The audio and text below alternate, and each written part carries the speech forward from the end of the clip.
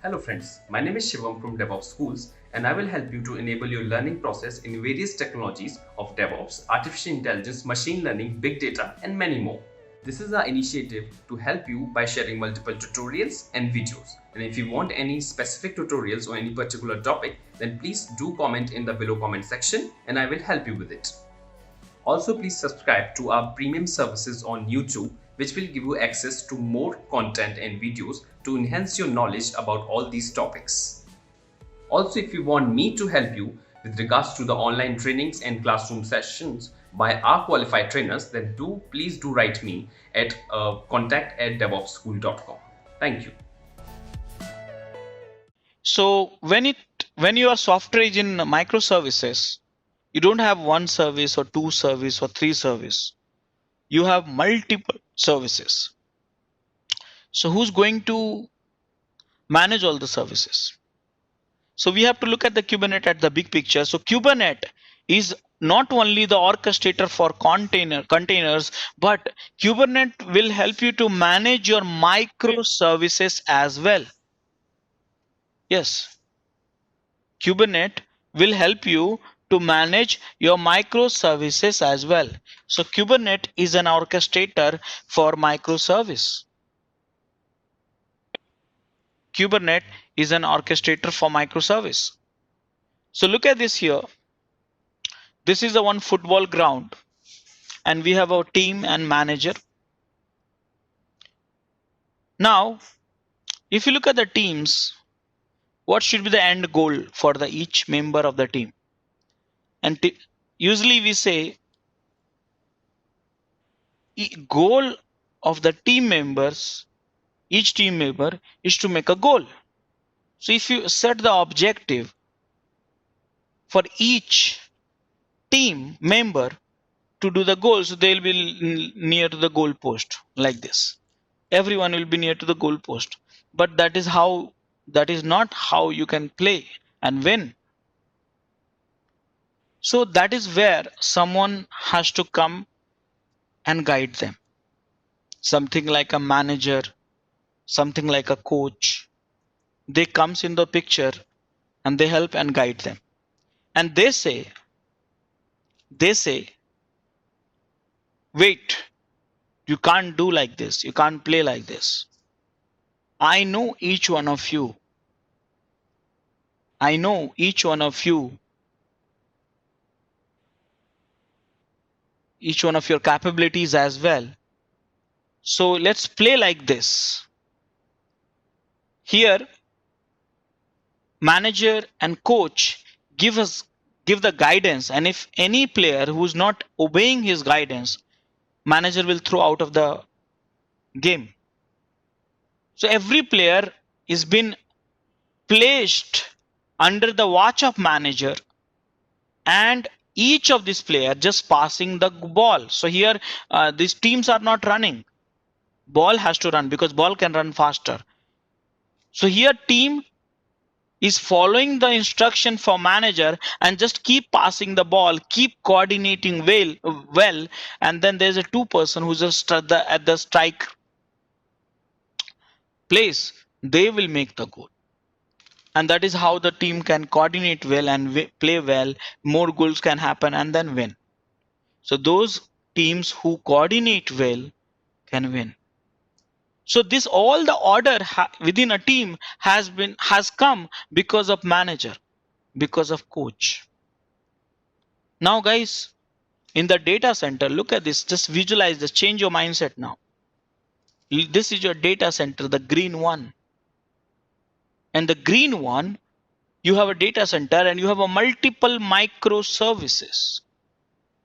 You may have hundreds of microservices in the product. Now who will manage? Who will give the guidance like you should talk to this, you should talk to this? So here with the team, the response, request and response packet where the football, the soccer, but here it will be request and response in between the microservices. So who will communicate with which services and at what way? There should be someone who should be controlling actually. A lot of microservices you are running in the form of containers. someone should be controlling. That is where Kubernetes comes into the picture. So you may have a microservice, a different kind of it, like HTTP, auth, MySQL, this, that, and all. But every kind of microservices can be controlled by Kubernetes. Look at this here. So you have a different microservices like a load balancer and HTTP, but the behavior is same. Load balancer will send the traffic to the HTTP, HTTP will send the traffic to auth, auth will send the traffic to search, this, that, and all stuff like that. Who will manage this whole transaction? Who should talk to which microservices? Kubernetes in the world of container. Look at this here. This is an interesting image. One HTTP is in the node 1 is running and another HTTP in the node 2 running. Still the behavior is same.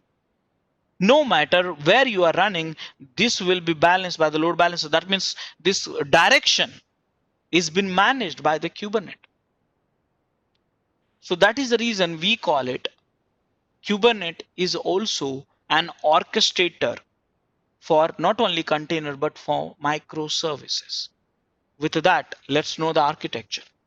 So guys, Kubernetes has a concept called Kubernetes cluster. Look at this, guys. In this picture, you have one Kubernetes cluster contains two kind of node. Master node, the one which is worker node. You may have a multiple master. You see the duplicated master's image. And you may have a multiple node also. One master is important for managing entire cluster, but multiple master needed in case one master is not okay. So in the Kubernetes cluster, you have a master and you have a node. And master getting some package deployment from outside. So this is at the high level, this is the architecture. Master is in charge. Node who's doing the real work, so we call it worker as well. Now the question is, what is the work here? Work is not to do anything else but running the container in the node. So master manage everything, every nodes. Node is doing the work. Master is managed by some deployment package which we generate by the human. So at the high level, we have a Kubernetes cluster, have a multiple machines. Few machines are playing a role of worker node. Few machines are playing a role of master node. You may have a multiple master because of HA, high availability of master. You may have a multiple work, depends on how many containers you want to run. Look at this. Node has a pod. There's one icon you can see here. Node has a pod. Pod has one icon which is a container. So now you know that very well what is container, but you don't know what is a pod. But I got to know, I learned one thing for sure, and that is you have pod in the worker node, and inside a pod you have a container. But what is a pod? Still we need to discuss about this. So guys, we got to know in the Kubernetes cluster, we have master, we have worker node, node has a pod has a container, and so on. So now let's discuss about the master. Let's discuss about the master alone. We call it the Kubernetes control plane. Masters, we call it the Kubernetes control plane. Master manages the multiple node. Master has to be Linux 64-bit. Node aka worker, it can be Linux, and from this year onwards, it can be Windows also 2019 plus, which is possible. So worker has to be Linux or Windows 2019 plus, or master has to be Linux 64-bit. Master has four component, four important component, four important software running inside a master node. You may have a multiple master also for HA, because master give the guidelines to the all the worker, all the node worker. So without a master, everything will be collapsed. So you may have a multiple master to give the guidance. Master manages the multiple worker, multiple node, and the node can be Linux as we have discussed. Master, mind it my statement, master has pod, node has a pod, and pod may have multiple container. First image. Look at it very carefully. Master have node, master manages the node, node have a pod, and a pod may have a multiple container. Look at the second top image. Node have a pod, node may have a multiple pod. Yes, node may have a multiple pod, and each pod may have a container as well, both the combination. Understand that? So in this image, master have a four important software running, which are those we will discuss. But master manages the node, node has a pod, pod has a container, pod has a multiple container, node may have a multiple pod, and each pod may have a one container or multiple container. So guys, this is something which you need to understand.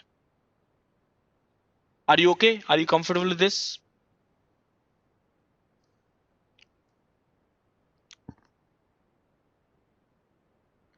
Okay, so guys, let's focus on the most important things in the Kubernetes architecture, and that is master. And I just stated, master has four important software, four important application, four important components running in it. Which are those? So first one is API server.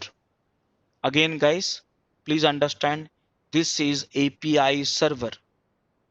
So what is API server? What is API server? So look at this here.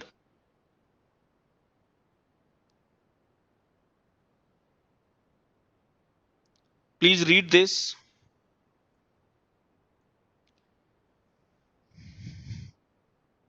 API server is a front end to the control plane. Control plane is a master itself, we call it. Either we call it master or control plane, both are same.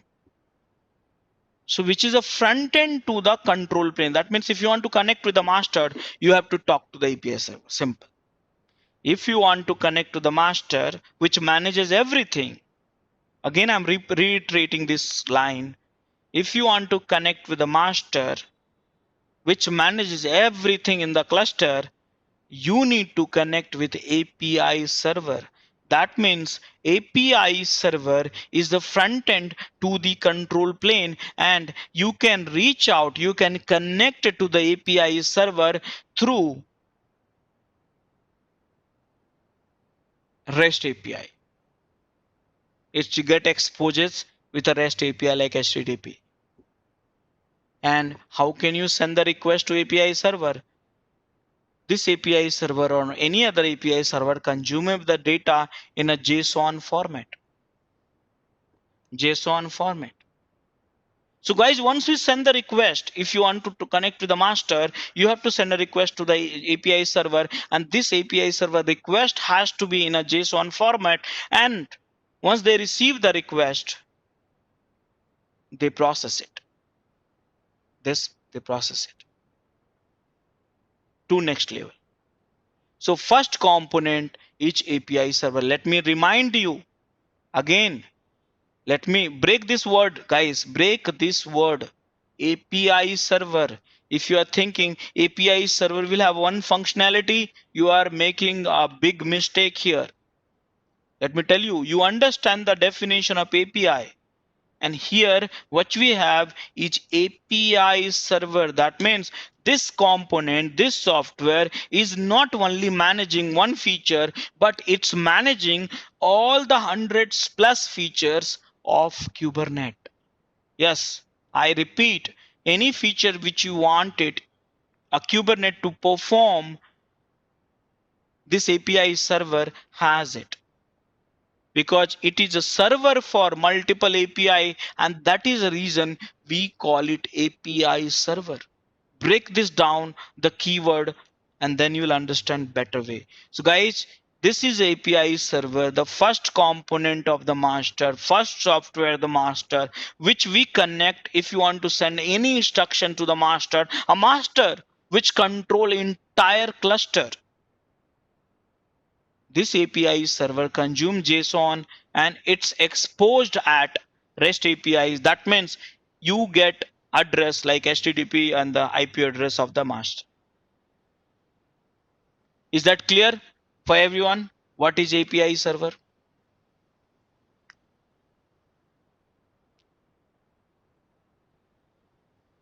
Now guys, if you look at the arrow, anything you can send to the master, but it has to be stored somewhere. Yes, you can send something to the master and it has to store somewhere. Where we are going to store? So guys, for the storage, we have a second component, and that is called cluster store. That is called cluster store. So what is a cluster store? It is a persistent data. What it store? It stored all the state of the cluster and configuration file. Yes, but what is that? It is the MySQL or Oracle or MongoDB. What exactly? No, none of these are there. We store the data in the tool called etcd. So yes, this component, which is we call it a cluster store, is powered by etcd, and that is your storage, persistent storage. Now the question is, what is etcd? So guys, etcd is one of the open source product available.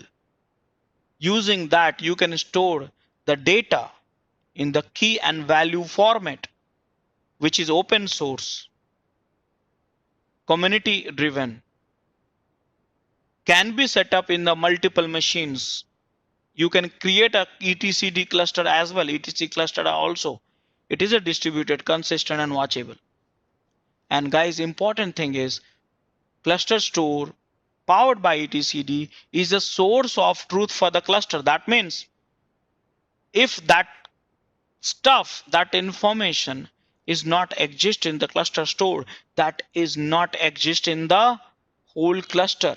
Yes, none of this worker that has it. So in a simple way, if you want to see something in the cluster, such as this container or that container, or this storage or that storage, or this networking, or this anything you want to store, you want to see inside a cluster, you have to send to the API server, and the API server will store in the cluster store. And the moment you have it, you will see the magic. It will be in your cluster itself. It will be in your node itself. How? So for that, we need to know remaining two components also. So guys, is it clear for everyone so far? So first component is API server, which is a collections of API server, which is acting like a front end of the master. And then everything, whatever you send it, is getting stored in the cluster store. And third component which we have is controller manager. As in the image, it says controller, but actually it's a controller manager. What is the difference between controller and controller manager? So controller basically by concept control one thing, but manager which manages the multiple controller. Think about it. Simple logic. Controller manager. So controller is a one controlling one thing, but manager manages the multiple controller. That's the reason we call it controller manager. So what kind of controller? Like a node controller, endpoint controller, namespace controller. But the question is, what is controller? So guys, controller is basically one program which keeps checking one thing. One program check one thing. For example, what is your CPU? What is your CPU? What is your CPU? This controller will keep asking the information from the each node. Are you up? Are you up? Are you up? How much RAM you have? Like this. So they will controller runs in the loop, never stop. Each controller runs in the loop and controller runs it and always update to API server. For example, let me tell you, let's say you said I need 100 containers in my cluster. So it will keep checking. Do we have 100 container, 100 container, 100 container, 100 container? The moment it become a 99 or 101, container will not bother, but it will report the existing status to API server. API server will check the reported things which is by the controller is matching with the cluster store or not. If it is not matching, there's a problem in the cluster. So rest of the things will be done by automatically. But this is the third component, which is a controller manager, which is a manager for the multiple controller, and controller is controlling one thing at a time and keep reporting to the API server. Are you getting this point, guys? Are you getting these points?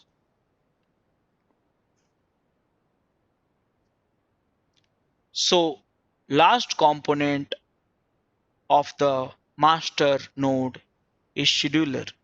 So guys, what exactly is doing? Scheduler, as name suggests, it schedule the work. Remember, I am stating it is scheduling the work, not doing the work. So guys, this guy decides work means your pod you want to create, which has a container. So this guy decide the pod should be created in the node 1 or node 2 or node 3 or node 4, because the pod will have a container and that is your work. So what exactly kube schedulers are? So kube schedulers keep watching API server for new pod. Yes, kube scheduler watching the API server for the new pod request. And if they get a request, scheduler assign the work to the node. It has a multiple if and buts condition. You can add it, like affinity, anti-affinity resources, this, that, while deciding the nodes. And this is the fourth component. So guys, this is the fourth component. All this together is called master. So master node is who's controlling entire data center of your Kubernetes cluster, which manages all the worker. Master node is having 4 important software running. If you want to talk to the master, you have to send the instruction to the API server. API server will store the data in the cluster store. Controller will keep reporting the status of the cluster to API server. And if anything has to be mismatched, if anything which is mismatched by the information by the controller, again understand that if anything which got mismatched between the storage which is in cluster store and controller, things will be sent by API server to scheduler to do the changes. Scheduler will schedule the work changes. It can be adding the pods or deleting the pods which has internally containers, and that is how this master manages many things. So in short, guys, what is master? So master has 4 important components: API server, cluster store, scheduler, controller manager. What is API server? It is a central for the clusters. It is a simple RESTful APIs. It update the etcd. It update the etcd. And cluster second thing is a cluster store, which is the persistent, which store the persist date states stored in the format of key and values, update the etcd, and is watchable. What is a scheduler? Scheduler has a watches the API server, schedule the pod resources, respect constraint. And the controller manager, which keep running the controllers in the loop, lifecycle functions and desired state, watches and update the API server, and replica sets. Replica sets I'll explain it later. But in short, guys, this is your Kubernetes architecture. And now look at this one more picture here, extended one. Look at this. Here you have a master, multiple node. Node has a pod. pod has a container, but master has a 4 component. We connect to through our laptop. Laptop has kubectl. kubectl, we write a JSON file. We send through the kubectl to API server. Rest of the things happen. Again, we will discuss and little bit elaborate more into the node and workstation, which is a kubectl, which is your laptop in little detail. But before that, do you have any questions so far? Any questions? Please enroll our general membership for $399 plan to get access of all the parts. Along with that, you can access our other tutorials such as Docker, Ansible, Jenkins, Terraform, Splunk, AWS, Azure, and various other DevOps related premium tutorials with our channel membership. If you would have any issues with our channel membership, you can drop an email to us at contact@devopsschool.com, or you can also unsubscribe from channel membership anytime if you don't want to continue or did not like the video.